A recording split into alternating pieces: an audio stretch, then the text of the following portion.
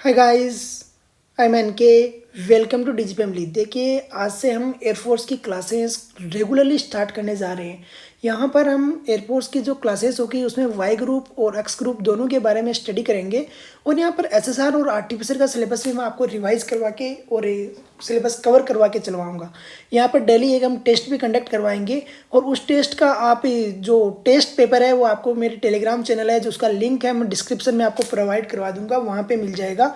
और उस टेलीग्राम पे मैं पेपर डालूंगा और यहाँ पर आपको उन पेपर का सॉल्यूशंस आपको प्रोवाइड करवाऊंगा, किस तरीके से क्वेश्चंस को सोल्व आउट करना है। देखिए, आपको जो एयरफोर्स एक्स ग्रुप और वाई ग्रुप या एसएसआर आर्टिफिशियल का पेपर आपको पेपर के बाद जब आपका एग्जाम है उस एग्जाम के बाद में प्रोवाइड करा दिए तो लगभग लड़के 15-20 आउट ऑफ 25 में से 15 क्वेश्चन तो लगभग लड़के अटेम्प्ट कर ही देंगे।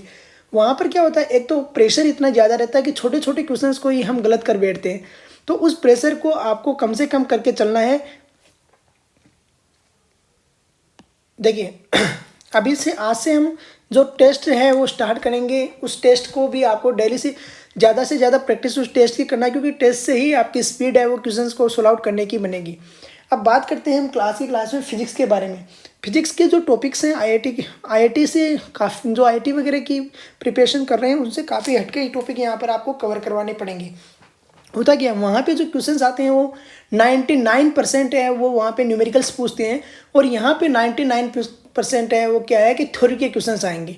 और थ्योरी के क्वेश्चंस में भी ऐसे छोटे छोटे क्वेश्चंस आएंगे, जैसे maximum unit of distance measurement, मतलब डिस्टेंस की नापने की जो मैक्सिमम कौन सी सबसे बड़ी यूनिट कौन सी है। तो आप जो पार्सेक बोलते हो, लाइट ईयर्स है वो क्या है, what is the value of light year की। तो इस तरीके के क्वेश्चन यहाँ पर छोटे छोटे क्वेश्चन आते हैं, तो आपको वो आने चाहिए।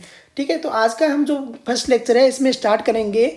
जो आपका फर्स्ट चैप्टर आता है जो आईसीएसई बोर्ड के वो 9th क्लास में ये चीज़ पढ़ चुके होते हैं, लेकिन जो सीबीएसई और ये स्टेट बोर्ड्स के जो स्टूडेंट्स हैं वो क्या है 11th क्लास में इस टॉपिक को पढ़ते हैं। तो देखिए, फर्स्ट टॉपिक है डायमेंशंस। और डायमेंशन से पहले आपको पढ़ना पड़ेगा यूनिट्स। और यूनिट है वो 2 टाइप्स की होती है, एक होती है फंडामेंटल यूनिट्स, एक होती है डेराइव्ड यूनिट्स। नाम जो इसका नेम है उससे ही आपको क्लियर हो रहा है कि जो फंडामेंटल यूनिट है वो फिक्स रहती है, और जो डेराइव्ड यूनिट है उनको क्या है एक दूसरे से डेराइव किया जा सकता है। कुछ यूनिट्स को फंडामेंटल यूनिट से डेराइव किया जा सकता है, कुछ को जो डेराइव्ड यूनिट्स है उसी से आगे आपको उनको एलाबोरेट कर सकते हो और निकाल सकते हो। जो फंडामेंटल यूनिट है उनके जैसे आपको मैं 2-3 एग्जांपल बताता हूँ। जैसे मास होता है और मास का जो फंडामेंटल यूनिट है वो किलोग्राम है। जैसे टाइम है, टाइम की जो फंडामेंटल यूनिट है वो सेकंड है। जैसे लेंथ है, लेंथ की जो फंडामेंटल यूनिट है वो मीटर है। और जैसे इलेक्ट्रिसिटी है, इलेक्ट्रिसिटी की जो फंडामेंटल यूनिट है वो एम्पियर है। तो इस तरीके से जो fundamental unit and derived unit 2 types की यूनिट्स होती है। अभी देखो, यूनिट्स को आप रिप्रेजेंट करते हो। आप जैसे इंस्ट्रूमेंट देखोगे, लेबोरेटरी में गए हो 11th क्लास में और 12th क्लास में, तो आपने देखा होगा कि जो कुछ इंस्ट्रूमेंट है उनमें जो यूनिट्स है वो अलग टाइप से दी हुई है। और वो कुछ क्या है कि पहले जो यूनिट्स आती थी वो सीजीएस फॉलो करते थे। जैसे आपका टॉर्क नापने की यूनिट लेते हो तो पहले क्या आता था, जो टॉर्क नापा जाता था वो केजीएफ में नापा जाता था। किस में नापा जाता था? केजीएफ में। और अभी जो टॉर्क नापा हुआ आ रहा है, या किसी भी आप इंस्ट्रूमेंट लेके आ रहे हो टॉर्क है उसका मेजरमेंट करने के लिए, तो वो न्यूटन मीटर में दिया हुआ आ रहा है। तो इस तरीके से क्या है कि आजकल जो भी पूरा इंटरनेशनल रूल्स फॉलो कर रहे हैं यूनिट के लिए, वो एसआई सिस्टम फॉलो कर रहे हैं। और पहले कौन सा फॉलो होता था? CGS system. अभी जो इंटरनेशनल जो वर्ल्ड में 4 तरीके के मेजरमेंट यूनिट्स हैं। पहला है एमकेएस, दूसरा है सीजीएस, तीसरा है एफपीएस और चौथा है एसआई सिस्टम। जो एसआई सिस्टम है वो सेम एमकेएस है, मतलब एमकेएस से डिफरेंट नहीं है एसआई सिस्टम। और आजकल उसको पहले एमकेएस बोलते थे और अभी उसको एसआई सिस्टम बोलते हैं। यह एमकेएस का मतलब होता है कि जो लेंथ है उसको मीटर में लेंगे, मास है उसको किलोग्राम में लेंगे और टाइम को सेकंड में लेंगे। ये सीजीएस में क्या हो जाता है कि जो लेंथ है उसको सेंटीमीटर में लेते थे, और मास है उसको ग्राम में लेते थे, और जो टाइम है उसको सेकंड में लेते थे। एफपीएस है ये इंग्लैंड का सिस्टम था, और इसमें क्या होता था कि जो आपकी लेंथ है उसको फुट में लेते थे, और जो मास है उसको पाउंड में लेते थे, और टाइम है उसको सेकंड में लेते थे।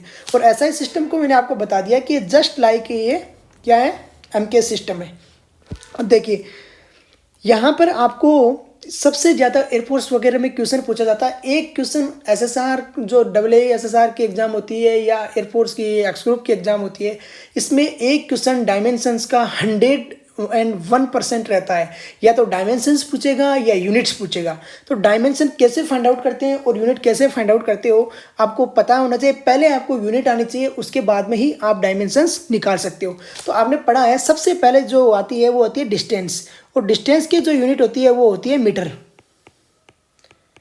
डिस्टेंस की जो यूनिट होती है मीटर। दूसरा आता है मास, और मास की जो यूनिट होती है वो है किलोग्राम।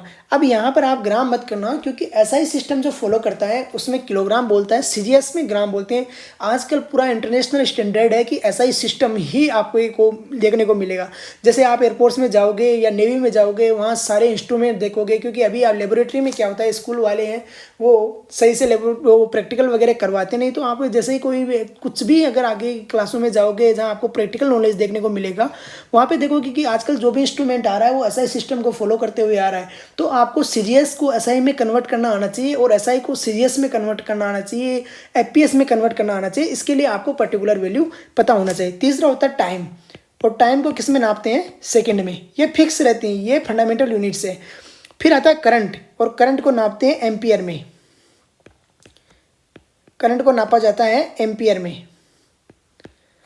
फिर आता है टेम्परेचर, और टेम्परेचर को नापते हैं केल्विन में। अब यहाँ पर degree centigrade and degree Fahrenheit में नहीं नापते हैं। जो ऐसा ही सिस्टम फॉलो करता है वो किसको फॉलो करता है, केल्विन को फॉलो करके चलता है। साथ साथ में नोट्स बनाते भी रहना, किसी को कोई डाउट नहीं होना चाहिए। फिर आता है जो ल्यूमिनस इंटेंसिटी। ल्यूमिनस इंटेंसिटी को हिंदी मीडियम वाले ज्योति तीव्रता से पढ़ के आए होंगे, और बोलते हैं उसे कैंडिला। कैंडिला में नापते हैं इसको, ल्यूमिनस इंटेंसिटी को। ठीक है।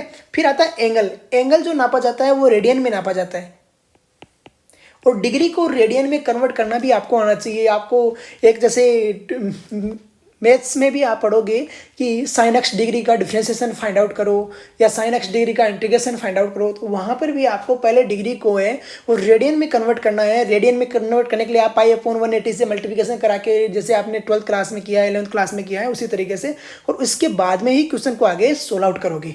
ठीक है। तो एंगल को नापते हैं रेडियन में। फिर आता है सॉलिड एंगल। सॉलिड एंगल को नापते हैं स्टेरेडियन में। फिर आता है फोर्स। देखो एफ, फोर्स को नापते हैं न्यूटन में। फोर्स एफ इक्वल टू होता है एम ए, और इसको नापा जाता है न्यूटन में। न्यूटन इसकी एसआई यूनिट है, और न्यूटन की एसआई यूनिट है, और सीजीएस यूनिट इसकी है डाइन। आप 12th क्लास में पढ़ के भी आए हो, डाइन है उसकी सीजीएस यूनिट होती है। जिस प्रकार जैसे आपने वर्क की जो एमकेएस यूनिट है वो पढ़ के आए हो आप पे, क्या, जूल, और उसी की सीजीएस यूनिट होती थी। अरे वैसे ही इसकी एमकेएस और एसआई सिस्टम में इसे बोलते हैं न्यूटन, और सीजीएस में इसे बोला जाता है डाइन। देखो F equal to M A होता है, तो मास हो गया किलोग्राम, और ए क्या होता है, एक्सेलरेशन। तो ये एक्सेलरेशन इक्वल टू होता है डिस्प्लेसमेंट अपॉन सेकेंड स्क्वायर, तो ये हो जाएगा मीटर पर सेकेंड स्क्वायर। तो ये भी इसकी यूनिट होती है। F equal to kg metre पर सेकेंड स्क्वायर भी आप बोल सकते हो, और न्यूटन भी बोल सकते हो। इसके बाद में जो आता है वो आती है एनर्जी, और एनर्जी को नापा जाता है जूल में। मैं अभी बताया था आपको, वर्क और एनर्जी दोनों का एक ही होता है, और किस में नापा जाएगा, जूल में नापा जाता है। और जो जूल होता है वो क्या है, एसआई सिस्टम है, एमके सिस्टम है। इसी का जो सीजीएस सिस्टम है उसमें इसको बोला जाता है अर्ग। और इसकी वैल्यू कितने के इक्वल होती है ये आप बताओगे कमेंट बॉक्स में। 1 जूल इक्वल टू कितना अर्ग होता है, और 1 न्यूटन इक्वल टू कितना डाइन होता है, ये आप कमेंट बॉक्स में बताइए, नहीं तो आगे की क्लास में अपने आप में पढ़ा दूंगा आपको। फिर आती है स्पीड। स्पीड देखो, स्पीड और वेलोसिटी सबसे ज़्यादा डिफरेंस होता है इनमें, कि गलत करने के चांसेस सबसे ज़्यादा रहता है। सेम डायमेंशंस आएगी, सेम यूनिट आएगी, लेकिन स्पीड है वो कौन सी क्वांटिटी है और वेलोसिटी कौन सी क्वांटिटी है, ये क्वेश्चन बहुत पूछा जाता है। स्पीड है वो एक स्केलर क्वांटिटी है, और वेलोसिटी है वो एक वेक्टर क्वांटिटी है। स्पीड इक्वल टू होता है डिस्टेंस अपॉन टाइम, और वेलोसिटी इक्वल टू होता है डिस्प्लेसमेंट अपॉन टाइम। ठीक है। तो स्पीड इक्वल टू हो जाएगा मीटर पर सेकेंड। मीटर पर सेकेंड लिख लो, राइट डाउन करते रहना साथ साथ में। फिर आता है angular velocity. Angular velocity, angular velocity equal to होता है, angular velocity, angular velocity equal to होता है थीटा अपॉन टी। अरे ऐसे तो नापते हो ना एंगुलर वेलोसिटी, आपने 12th क्लास में बहुत अच्छे से पढ़ा होगा। एंगुलर वेलोसिटी, जैसे ये अगर एंगल थीटा है तो एंगुलर वेलोसिटी इक्वल टू होता है थीटा अपॉन टी। आपने पढ़ा होगा the relation between angular momentum and linear momentum. तो इस तरीके से एंगुलर वेलोसिटी होती है equal to theta upon T. तो थीटा को किस में नापते हैं, अभी थोड़ी देर पहले मैंने बताया था, एंगल को नापा मेजर किया जाता है रेडियन में और टाइम को मेजर किया जाता है सेकेंड में। तो इसका जो एंगुलर वेलोसिटी का हो गया रेडियन पर सेकेंड, रेडियन पर सेकेंड हो गया इसका, ठीक है। तो इसके बाद में आती है फ्रीक्वेंसी, और फ्रीक्वेंसी जो होती है वो किस में नापी जो मेजर की जाती है, आपने बहुत ही अच्छे से पढ़ा होगा इसको, हर्ट्ज को। फ्रीक्वेंसी ऑलवेज हर्ट्ज में मेजर की जाती है, ठीक है। फिर आता है moment of inertia. Moment of inertia को नापा जो मेजर किया जाता है वो किलोग्राम मीटर स्क्वायर।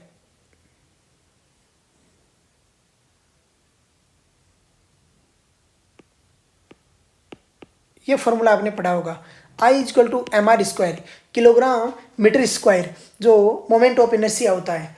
फिर आता है मोमेंटम।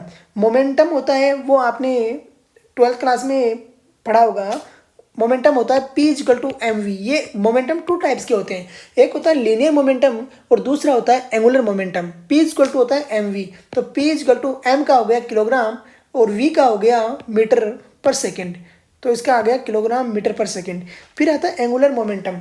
एंगुलर मोमेंटम होता है वो होता है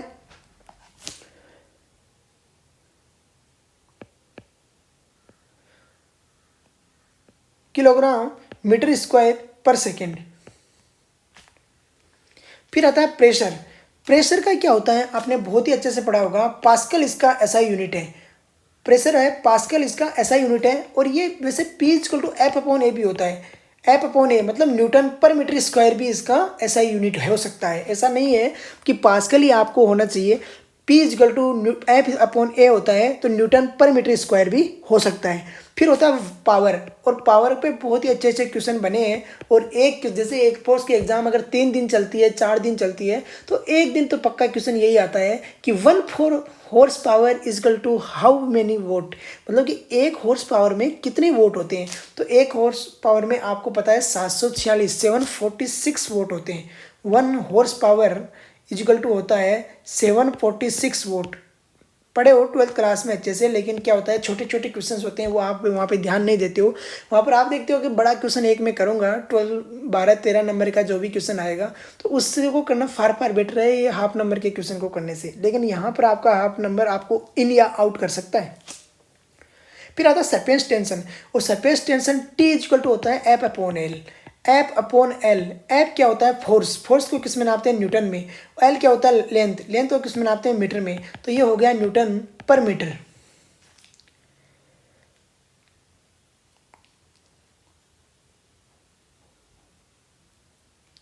फिर आती है विस्कोसिटी। विस्कोसिटी में किस में नापा जाता है,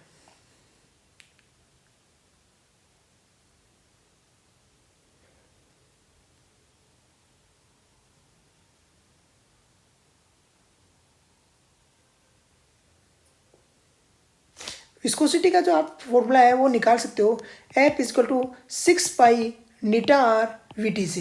ये नीटा होता है, यही क्या रहता है इसका विस्कोसिटी कोफिशिएंट रहता है।